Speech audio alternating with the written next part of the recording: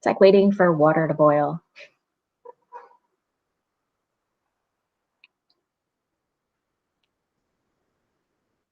Watched pot, you know what they say. I know. And the silence. We could have Joey. We could have Joey could tell some jokes. Joey, got any jokes? While we wait? No joke. Okay. Well, it's 7 o'clock, so we can get started. So welcome, everyone. Good to see everybody on here. This meeting is being held in compliance with the Open Public Meetings Act and is open to the media and public. Notices were duly posted and the meeting was advertised in the Hunterdon County Democrat and the Courier News. Formal action may be taken. Can I get a roll call, please? Dr. Sorciello? Here. Mr. Emmons? Here. Mrs. Fiore? Here. Ms. Flores? Here. Mrs. Pogorski? Here. Mr. Wallace? Mr. Zerling? Here. Mrs. Sample? Here. Mrs. Simon? Here. Can we stand for the flag salute?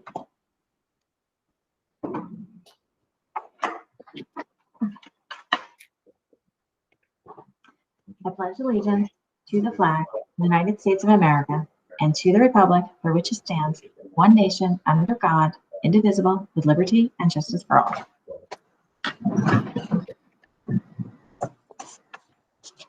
We have the superintendent's report.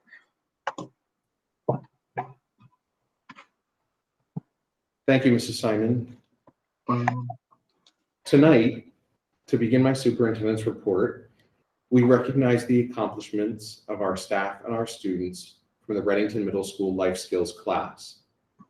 Mrs. Schwartz, Mrs. Batts, and Mr. DeVelder, teachers in the program, made an application to the New Jersey State Board of Education for recognition, highlighting how this program makes our school community a better place. And it's my pleasure to inform the Board of Education that students in this program will represent all of Hunterdon County, as they've been selected to be recognized by the New Jersey State Board of Education for the outstanding contributions they bring to our school community. The committee at the county level was enamored with the inclusivity of the program and the example that it sets for society. The committee could think of no better representation of the idea of inclusivity than the Reddington Middle School Life Skills program. To talk more about the program in detail, I'd like to introduce Mrs. Mary Beth Schwartz. Thank you so much, Dr. Hart and the Board of Education. We decided that the best way to talk about our program was to have our students talk about our program. So Mr. DeVelder, Ms. Batts, and I put together a little presentation, and the kids are going to tell you all about what we do each week. I'm hoping that everybody is on at this point, so we may have a couple of gaps that we'll have to fill in. I apologize.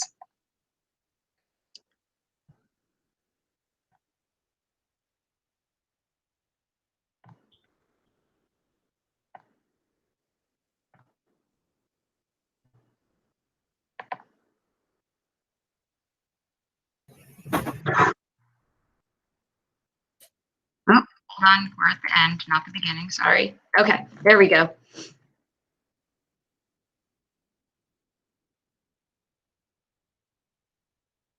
Is Jason on? Jason? Yes. I don't think he's on. Okay. Wyatt, do you want to start off? He's on. Yeah, he is on. Okay. All right, go ahead, Jason. I'm sorry. This is our life skills class.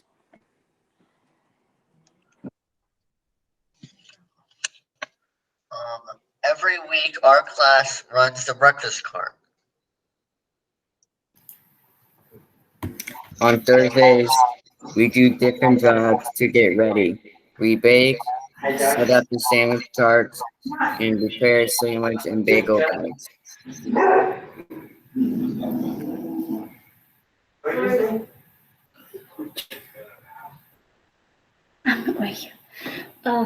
We also make cards for our frequent buyers, take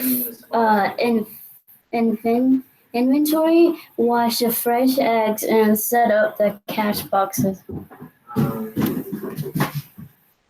don't like mom. I don't know this week. I think this week is Is Ani here? Yeah, Ani's here. I think Lily has to mute. It's Ani's. We set up the coffee pot encounter so everything is rubbed. It'll also rub to keep it clean. On Friday morning, we prepare the orders. We make hash browns and calls for baked good orders. We make pork roll, egg, and cheese sandwiches on English muffins.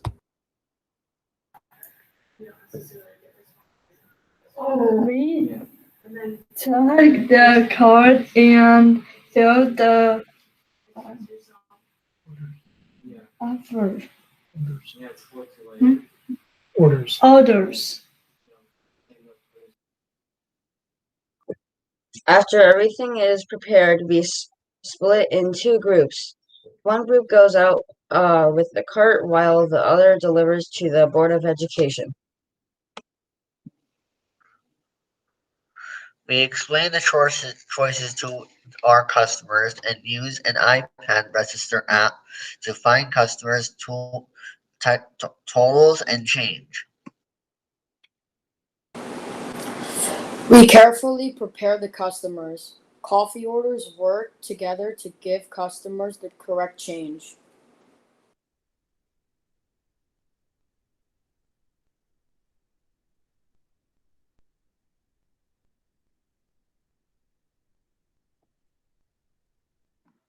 Is Max on? Max? I thought I saw his name.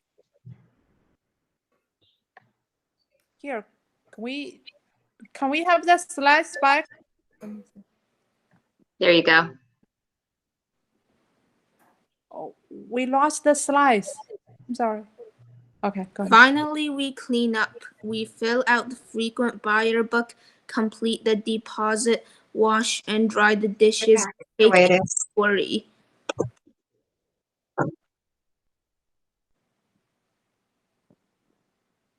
We bring joy to everyone we serve.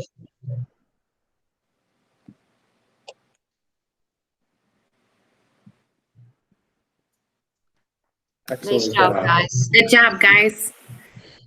That was awesome, guys.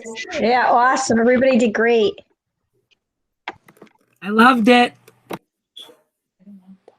Excellent job, everybody.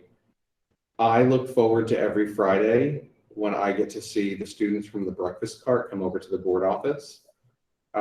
It's really a lot of fun, and I enjoy talking with everyone. And Joey, I have to see you sometime soon so that I can talk about my boys because they're playing t-ball, and I want to hear about your cats and dog too.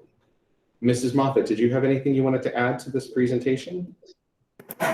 No, I just wanted to echo what Dr. Hart just said. We do look forward to every Friday to see the students come around the building. It's just such a treat, and they do such a wonderful job, and the amazing teachers that make this happen. We just really have to say thank you to Ms. Spatz, Mrs. Schwartz, and Mr. DeVelder. It's an excellent program, and I'm so glad it was recognized. So thank you, Board of Education, for supporting this as well. Dr. Hart, can I add something, Dr. Hart? Sure, you can. I just want to congratulate every student. You guys did a fantastic job reading your part. It was really, really very, very well done. This is obviously an awesome program.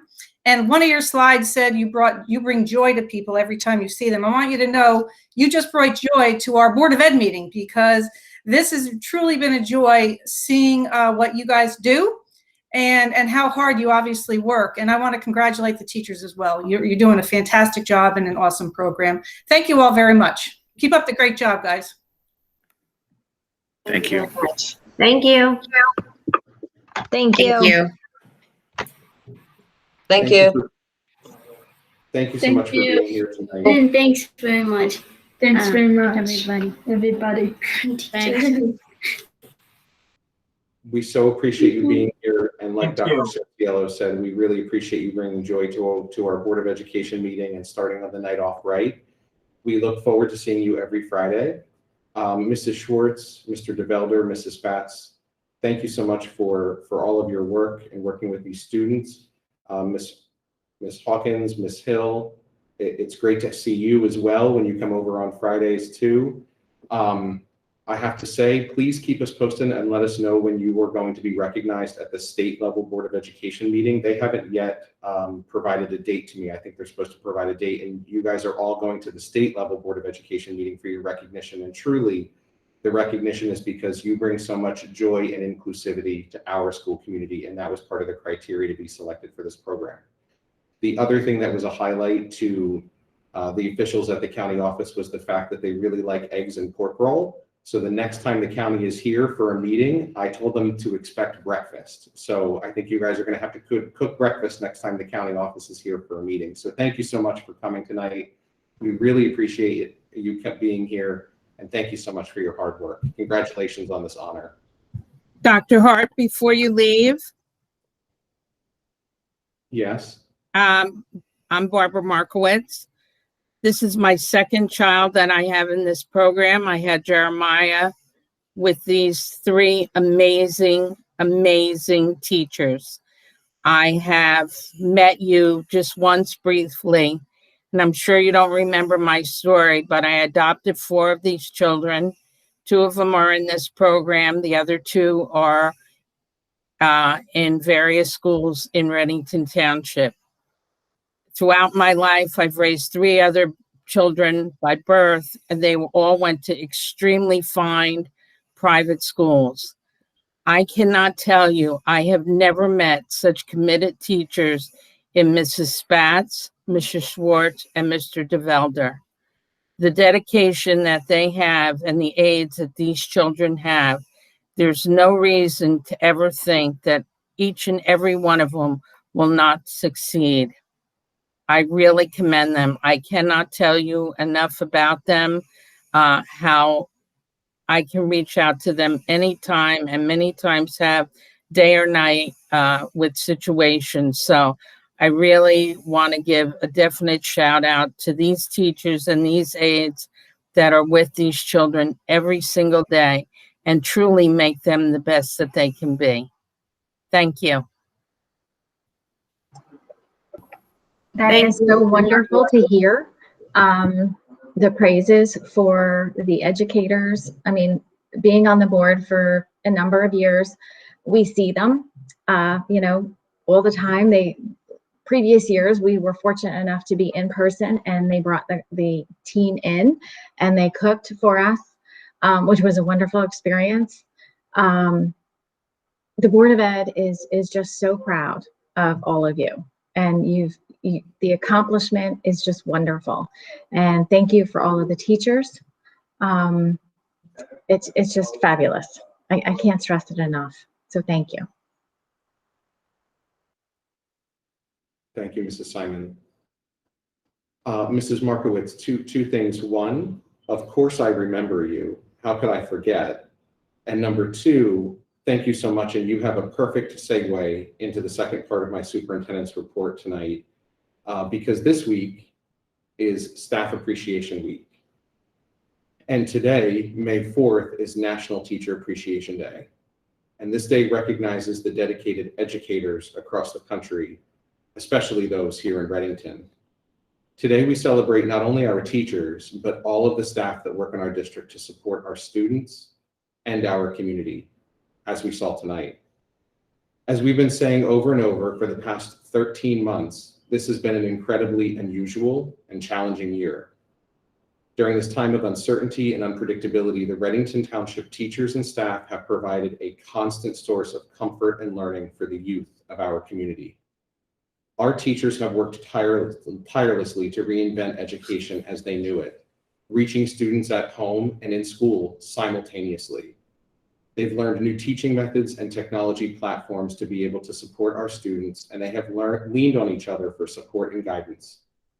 Paraprofessionals had to find ways to manage student modifications, accommodations, and behavior plans from a distance while ensuring the students followed through with what was expected.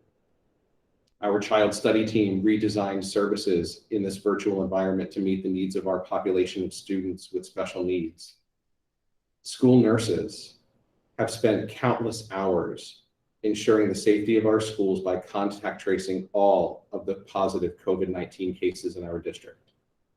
Bus drivers have delivered food to households. Secretaries monitored compliance with those daily assurance forms and tracked student attendance. Our custodial and maintenance crew staged every single classroom in the district 6 feet apart in the fall, and then added desks and plexiglass barriers when we opened up more fully this past February. Our technology staff was responsive to any technology issue happening from students' homes and from teachers' classrooms. They deployed and monitored an unprecedented 1,289 Chromebooks and 133 iPads used by students. And this is just the highlight reel. Every single staff member of our district has gone above and beyond in ways that I'm sure we aren't even aware of. They have made a positive difference in our lives of children, particularly this year. In short, the challenges of this year have allowed our staff to really shine. They soared to great heights and always kept students at the forefront of their thinking, despite the pandemic. Today and this week, we say thank you.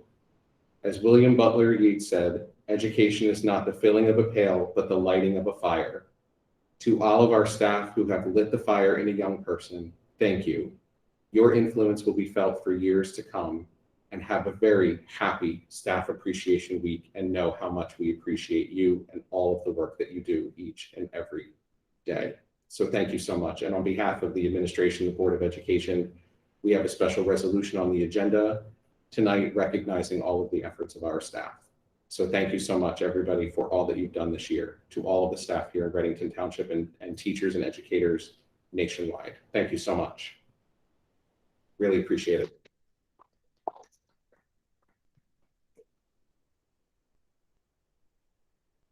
You are all welcome to stay for the COVID update part of my superintendent's report.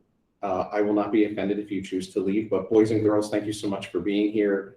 Teachers, staff members, thank you so much for all of your contributions this year. Please feel free to stay if you would like.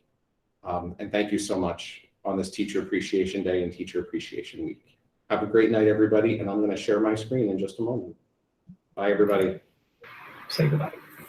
Thank you again for having us. Great job, kids. Bye. Bye. Great job, everybody. See you tomorrow. Great job. Thank you.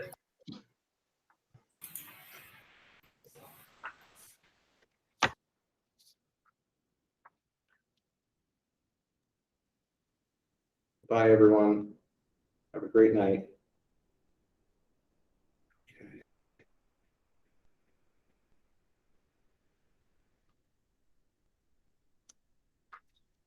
This evening, I want to provide the board with a COVID-19 crisis update now that we have returned to yellow again.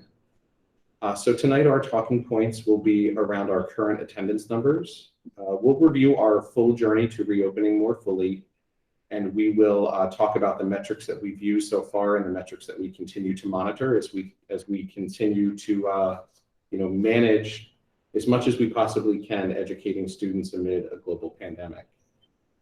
So first, I just want to show you some charts of what enrollment is looking like based off of Omri's current numbers. So the top table below in the chart illustrates the current number of students who are virtual or in person now that we're here 5 days a week. So if you take a look at least at the top row, you'll see that our virtual number of students hovers somewhere between, I would say, 12 and 13% overall. Our virtual students still remain about 14% at RMS, 11% at Hollenbrook, 9% at Three Bridges, and 14% at White House School. And you'll see, if you look at the chart below, the bottom chart, that table illustrates the February number of students who were virtual or in person when we were 4 days a week, when we moved to our 4-day-a-week schedule back in February. We started on the 22nd. And you'll notice that in general, our students who are fully virtual has decreased. I see this as a really good sign. More students are coming in person, which is great. I also see that maybe it's a vote of confidence from parents in the community that our safety protocols within the schools are really working and parents are feeling comfortable sending their children to school, despite the fact that, from February up until recently, we were in the orange and we did have we were posting some higher COVID numbers. So the good news here is we have more students that are attending 5 days a week of in-person instruction. So what steps have we taken to expand reopening? So I just want to review with the board. In September 1, we began the year fully virtual, with the exception of certain self-contained special education programs. Those students were in person 4 days a week. By October 13th, well, I should back up and say between September 1st and then October 13th, we did a gradual reopening starting with the youngest grades first, moving up to middle school. By October 13th, all K-8 students were back on a 4-day-a-week hybrid schedule. So this was when we had our A and B day schedule. By November 30th, we had a specific criteria that students with IEPs, they had certain specific criteria in their IEPs, returned for a full 4 days a week. On January 4th, which is just after winter break, all of our K-5 resource room students returned 4 days a week. On January 11th, all K-5 in-class resource students returned 4 days a week. And February 22nd, we reached a huge milestone where all K-5 students returned 4 days a week, with Wednesday still being fully virtual. On March 1st, we expanded that to all 6-8 students returned 4 days a week. And just last week, the week of April 26th, Wednesdays became in-person days 5 days a week. So over the course of less than a school year, we went from fully virtual, really unsure and unknowing of what a global pandemic was going to do to education, to now having students be in school 5 days a week on an early dismissal schedule. A huge accomplishment for the district.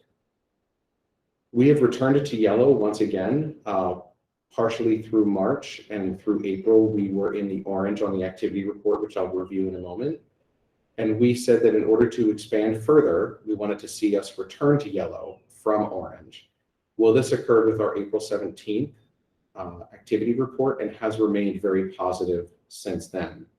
So on April 17th, when we received that activity report that announced that we were back to yellow, we then expanded to Wednesdays becoming in-person days. So just some bullet points for the board. Wednesdays have become in-person days, and the reports that I received from teachers and building principals is that the transition to in-person Wednesdays has been smooth. One principal even noted that Wednesdays are just like any other day. There have been some minor within school scheduling adjustments that needed to be made, specials, schedules, and some other things, but otherwise, Wednesdays have gone very smoothly. The staff are reporting that students are happy to be in school more fully. We are offering athletics, and we have offered athletics 4 days a week, but now that we have athletics, now that we're in person on Wednesdays, we are also offering athletics on Wednesday afternoons. And I just wanted to give a friendly reminder out there that Wednesdays are now in person for all students who are attending in person. We're just providing this reminder to parents and students who may have gotten used to the fact that fully virtual Wednesdays were Wednesdays for some time, and we're fully virtual, and may have gotten used to that. And while we provide a lot of flexibility to have students attend remotely due to quarantine or potential COVID exposure, to just remember that Wednesdays have become in-person days. And if you've opted for your child to return to school for in-person learning, our teachers are ready and waiting for your children to come on Wednesdays as well. So the transition has been very good. Governor Murphy has recently announced loosening some restrictions. This slide is from the loosening of restrictions from even last week. He's announced that outdoor gatherings are now at a larger capacity of 500 persons. The outdoor gathering capacity limits for venues with 1,000 fixed seats will be 50%. He still encourages attendees to be 6 feet apart. Indoor gatherings are at a maximum of 50%, but no more than 250 individuals. And what this has us doing is coordinating and planning with the high school for an outdoor graduation. So I've talked with the superintendent at the high school, Mrs. Moffitt. Mr. Race and I are going to visit the high school later this week because they have a stadium that has 1,000 fixed seats, we feel as if that might be our best venue for an outdoor graduation, because we can have all of our graduates there, and as well as several attendees, because there are, the capacity limit is relatively large. And we think that we could do an outdoor graduation all together with the entire 8th grade class. So right now we're looking at different options, but the high school is coordinating with us right now, and we're going to be visiting them to talk about an outdoor graduation.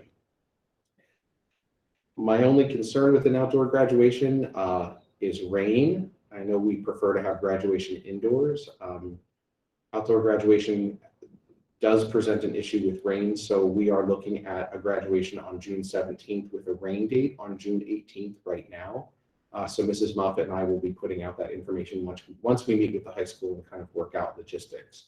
But I just wanted to, to bring the board up to speed that with these new announcements, we think that an outdoor graduation would probably be the most feasible. And we really have started planning this and need to continue planning. And as much as maybe the governor will loosen indoor restrictions, I just don't think that the venues that we have nearby are going to be large enough to hold all of our graduates as well as guests. So right now we're looking for an outdoor graduation. This does leave the full day question. We have several challenges still ahead of us in order to be opening for a full day. So first is lunch service. Jason and I were just talking about lunch service earlier today. As the board knows, we contract with Mascios, our food service provider. Should we go back to a full day, we will be required to provide lunch.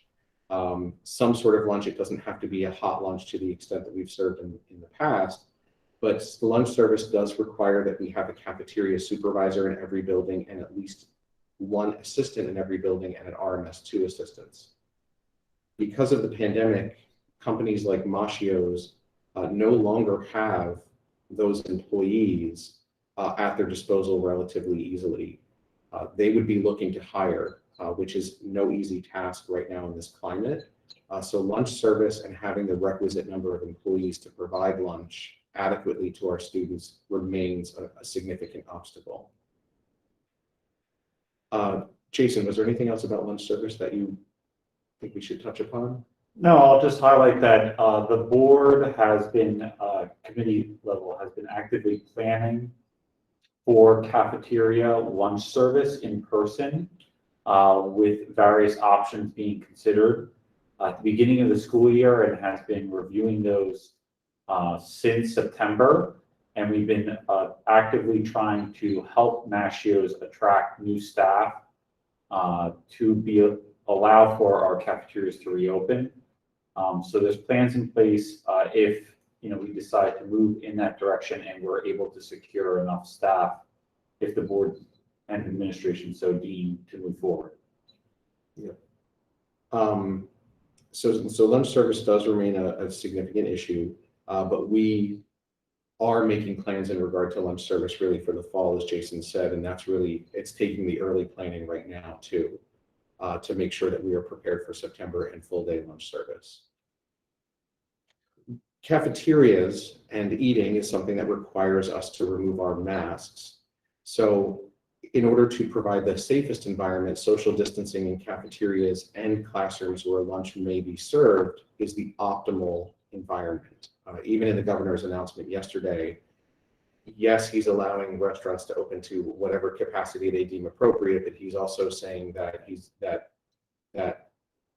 indoor dining establishments must still have 6 feet in between tables. So in order to provide the safe environment, we know that we want to still continue to have students be separate because their masks will be off. That means using the cafeteria to some capacity and maybe using classrooms. So for example, in an ordinary school schedule, let's say here at Hollenbrook School, all of 4th grade eats at once. We know that we can't put them all in the cafeteria if we want to have social distancing, which means we'll have to use other areas. Outside might be an example, classrooms might be an example. And we need folks to supervise students when they are eating in classrooms or outside and in the cafeteria. Which brings us to bullet point number 3, which is supervision during lunch periods. Currently, with our early dismissal schedule, our staff are eating lunch, taking their preps and their common planning time to some degree in the afternoons. Should we move full days, we're required by contract to ensure that our staff have their duty-free lunch, their common planning time, and their prep periods, which means that we would need to find additional supervision if we were going to spread students out to additional areas in the schools. The fourth bullet talks about the impact of COVID cases on quarantine, particularly even at RMS. And this is a realistic concern of mine.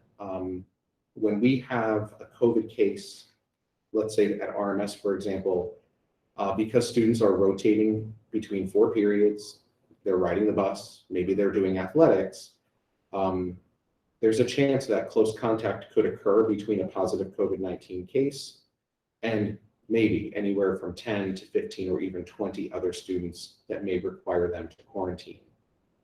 Moving to a full day has the rotation of class periods at RMS, for example, move to 9 periods, plus a lunch, plus athletics, plus the bus.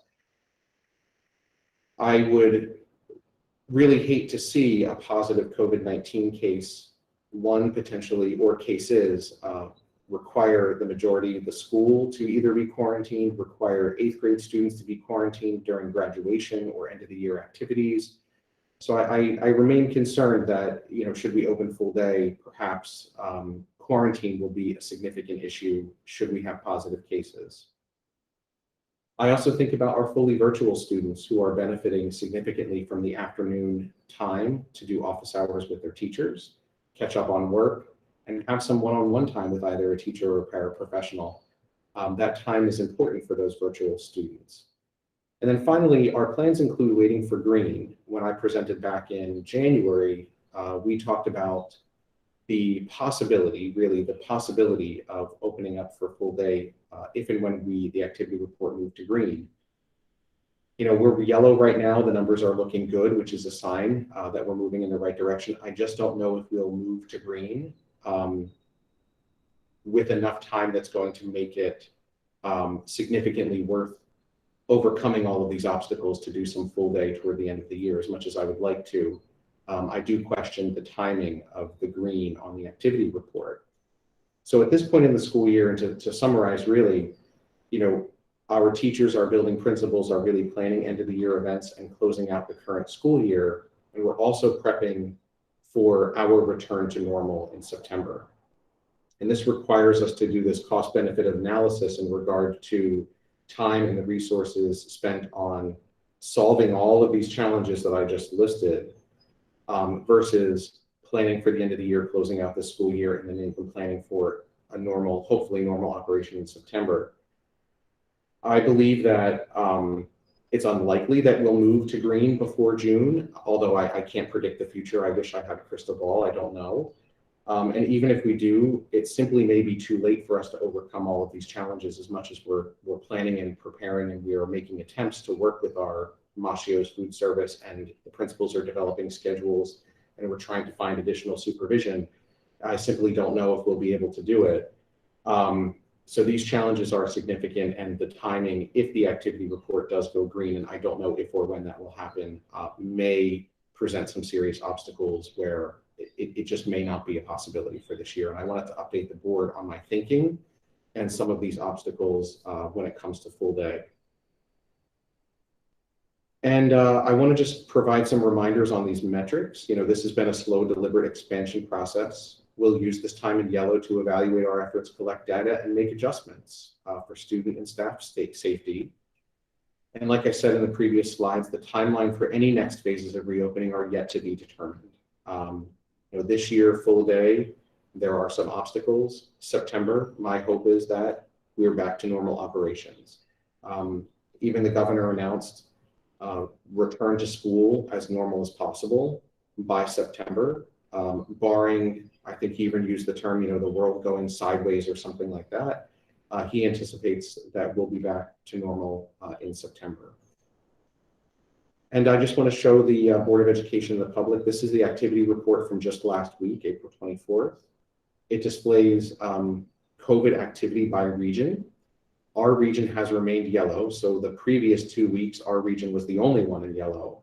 And we see some significant improvement with the COVID activity level because now the entire state has moved to yellow. The last time this happened was back in February, around the time that we had a lot of snow days. And before then, we're talking about early fall, September, October, we saw yellow like this, which is a sign that we're headed in the right direction.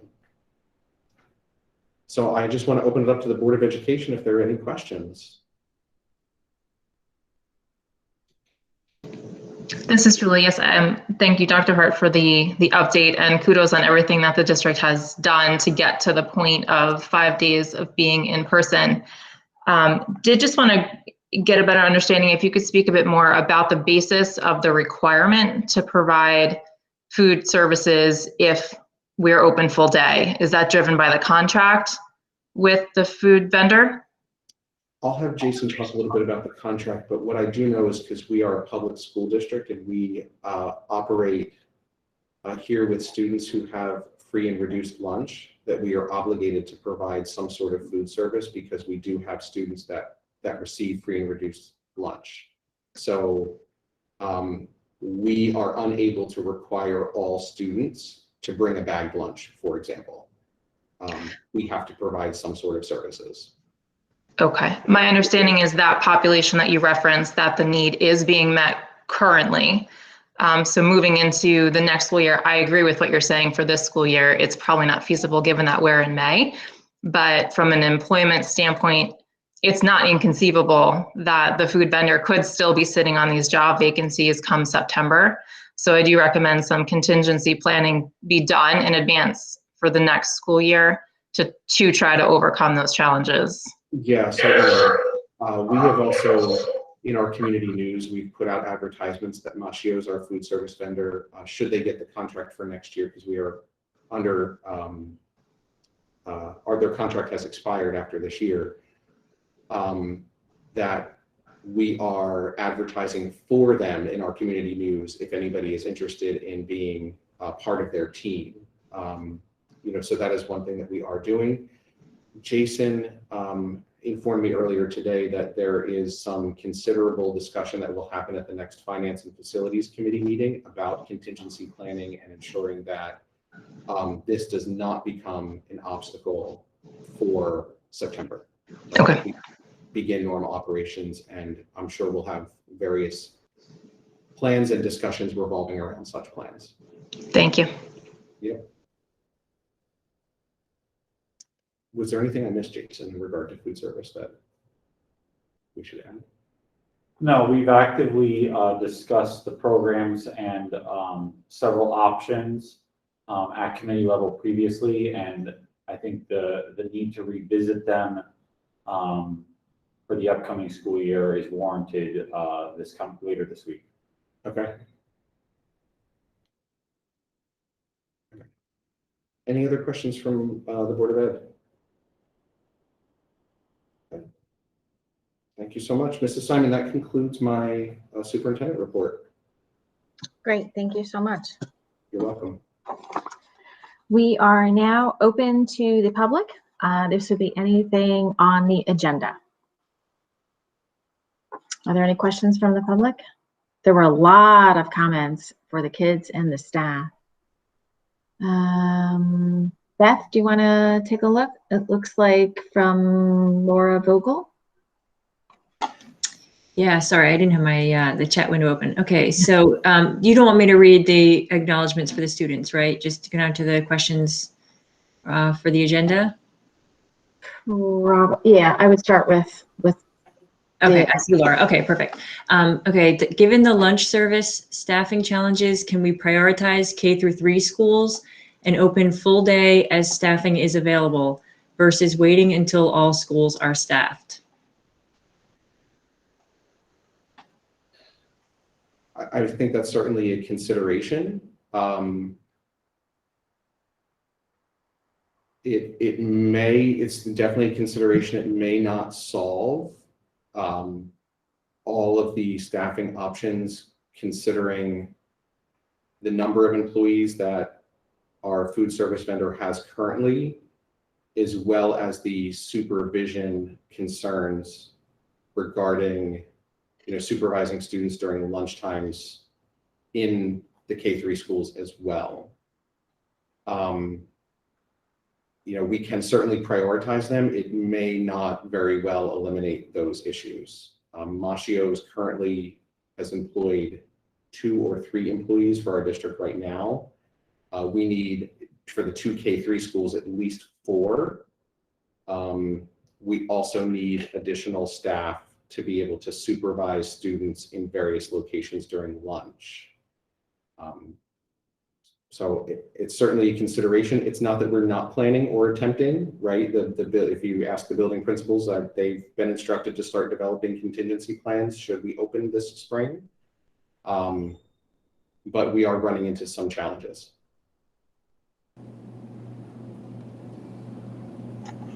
Okay, and then a second question from Laura Vogel. What is the current thinking on mask requirements for students in the fall? Many Readington parents are passionate about mask-free and or at a minimum, the ability for students to interact and play more closely with each other. I am still aware of the state's mask requirement. Our district will continue to follow the guidance from the New Jersey Department of Health and the governor's executive order in regard to masks. Should there be loosening of requirements for the fall, our district would certainly revisit that.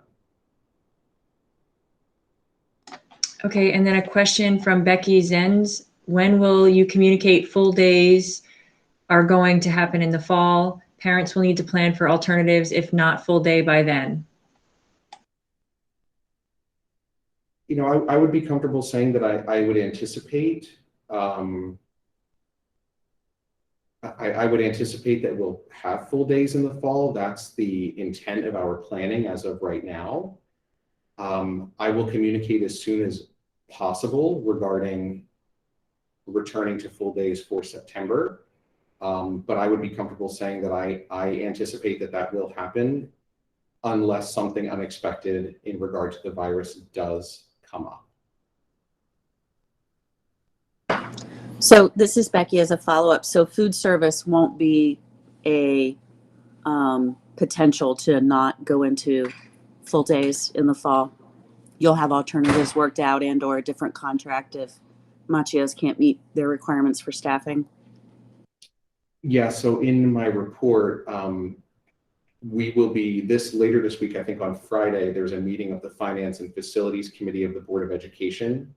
Where we will talk in much more detail about the current situation with our food service vendor, who is currently Macchios. Their contract has ended and we will have another food service vendor or Macchios back for the fall.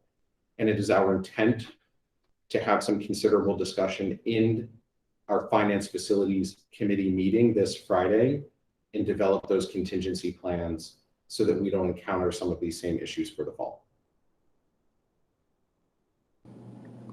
So this is Mark. I'm with my wife here. So what I understand you saying is that lunch will not be an issue to returning back to full days in the fall. Is that correct? I guess what I'm saying is that the Finance and Facilities Committee is going to have a conversation about developing as many contingency plans so that this does not become an obstacle, but we have not yet had an opportunity to have that conversation, and we have not yet engaged whoever our new food service vendor is going to be. Remember, the contract is expired. We have to offer a contract to another food service vendor. We don't yet know who that is, correct? So we have to engage them and we have to come up with our contingency plans. I don't want it to be, right? That's my best answer. I don't want us to have these obstacles and have them exist in the fall. So it's going to be our job to do the best we can and have that discussion.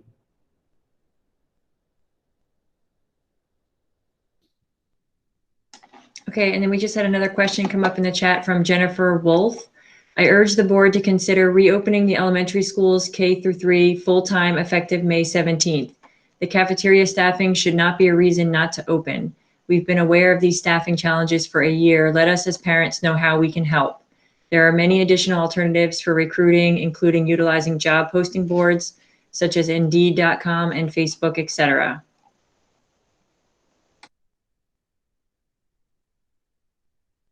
Thank you so much. We are considering several options. Remember that cafeteria staffing is not the only bullet point that needs consideration for reopening full day. There are staffing contractual issues. There are questions of quarantine. There are questions of fully virtual students and their access to education. So all of these combined are significant challenges that have to be addressed. But thank you very much. I mean, we do the best we can to try to recruit staff from various job postings, boards, word of mouth, community pages. So we appreciate it, and we appreciate the support of parents that can help out with any of those efforts.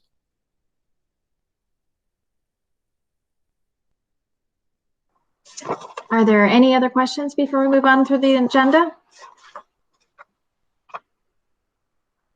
I would like to thank Dr. Hart for fielding those questions. I'd just like to wrap that up and just say that we're still in, unfortunately, the pandemic, and we're taking our guidance from the state and from the executive order from the governor. So as things progress, we'll be able to continue to do more things for the students. And obviously, our goal is to get the kids back in school as much as possible. So do remember, that is the board's desire, because it is what's best for the kids. And we do know that. So thank you. Thank you, everyone, for your comments.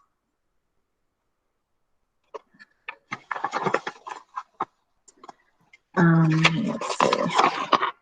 Moving on to correspondence. We didn't have any correspondence since our last board meeting. Moving on to approval of the minutes. Can I get a motion to adopt 2.01 to 2.02, please? So moved, Tom. Carol. Tom, Carol. Are there any changes required for the minutes? Not hearing any. Can I get a roll call, please? Dr. Cerciello. Yes. Mr. Emmons. Yes. Ms. Fiore. Yes. Ms. Flores. Yes. Ms. Pogorski. Yes. Mr. Wallace. Yes. Mr. Zwirling. Yes. Mrs. Sample. Yes. Ms. Simon. Yes. Passes. Finance and facilities. Can I get a motion to adopt 3.01 to 3.06, please? So moved, Carolyn. Second, Carol.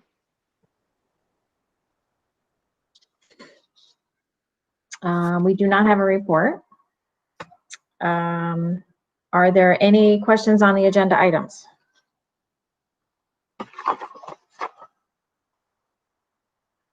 Not hearing any. Can I get a roll call, please?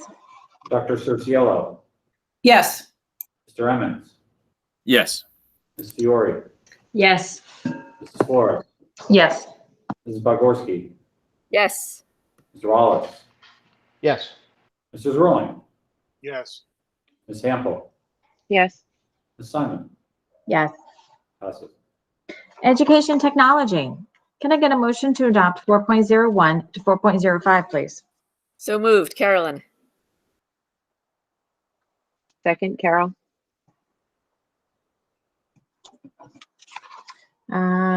We did not have a report. I don't think we have any reports in this meeting, correct? Okay. Are there any questions on the agenda items?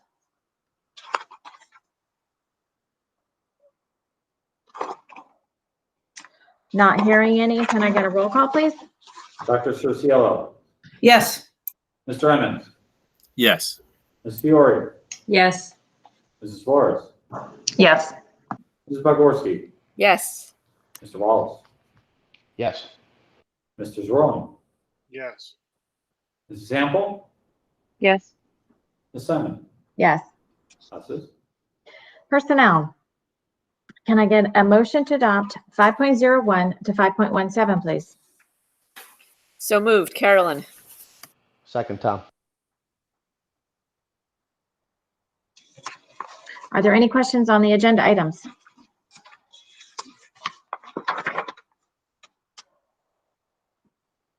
Not hearing any, can I get a roll call, please? Dr. Susiello, Yes. Mr. Emmons, Yes. Mrs. Fiore, Yes.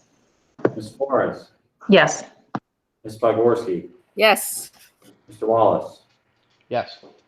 Mr. Zwirling, Yes. Mrs. Sample, Yes. Ms. Simon. Yes. Passes. Communications. Can I get a motion to adopt 6.01, please? So moved. Carolyn. Second, Tom. Thank you. Are there any questions on the policies? Not hearing any, can I get a roll call, please? Dr. Susiello, Yes. Mr. Emmons, Yes. Mrs. Fiore, Yes. Ms. Flores, Yes. Ms. Bogorski, Yes. Mr. Wallace, Yes. Mr. Zwirling, Yes. Mrs. Sample, Yes. Ms. Simon. Yes. Passes. Moving into unfinished business. I'd like to remind everyone about the evaluation, which we have due on Friday. We have a very tight timeline, so if you could please be sure to finish that up. I took a look earlier and it looks like 3 have finished, so thank you for that. 3 started, but you're in process, and another 3 have not yet started. So if you could please, please, please try to dedicate some time this week to get that done, okay? Is there any other unfinished business that you need to bring up? All right. Any new business from the board that you want to bring up? No. Okay. Now we are open to the public. Anything on or off the agenda? There's no additional questions or comments. I also want to say regarding the comments, sometimes we're not able to answer them directly, but they're good ideas for us to discuss potentially at a later date, like for example, on the finance committee, when we're meeting later this week. So don't think because we might not have addressed directly your question, it has not gone unnoticed, okay? So I want to encourage people to submit their comments. If you didn't get the opportunity to add a comment, you can always email either the superintendent or the board. So you definitely have ways of reaching out to share your ideas or concerns. So I just wanted to say thank you. Still not hearing anything, so we will move into executive session. I need a motion to adjourn to executive session in accordance with the Sunshine Law to discuss the RTAA negotiations for approximately 30 minutes, at which time the board expects to return to public session where action shall not be taken. The matters discussed will be made public if and when the circumstances requiring confidentiality no longer exist. However, it is not presently known when such circumstances will exist. Can I get that motion, please? So moved. Carolyn. Second, Tom. All right, roll call, please. Dr. Susiello, Yes. Mr. Emmons, Yes. Ms. Fiore, Yes. Ms. Flores, Yes. Ms. Bogorski, Yes. Mr. Wallace, Yes. Mr. Zwirling, Yes. Ms. Sample, Yes. Ms. Simon. Yes. 7:54. Okay. Bye, everyone. Bye, See you over everyone. there. Stopping recording then? Please. Thanks, Mike. Shut this.